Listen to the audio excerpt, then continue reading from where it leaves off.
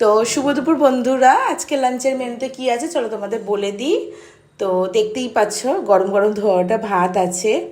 তো ভাতে দেখো ধোয়া উঠছে, দেখতেই পাচ্ছ। মা সবে ভাতটা নামালো আর আমি তোমাদের বলে দিলাম।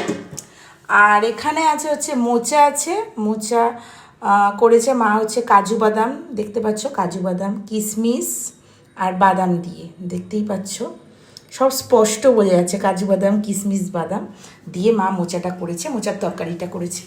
আর এখানে করেছে হচ্ছে চিংড়ি মাছ, মানে ছোট্ট সাইজের চিংড়ি মাছ যেটা হয়, তো সেটার পাঁচ তরকারি করেছে মা, অনেক রকম সবজি দিয়ে পাঁচ তরকারির মতো করেছে। ডাঁটা দিয়েছে, ঝিঙে দিয়েছে, বেগুন দিয়েছে, তো এরকম সব ধরনের সবজি দিয়ে করেছে পাঁচ তরকারির মতো।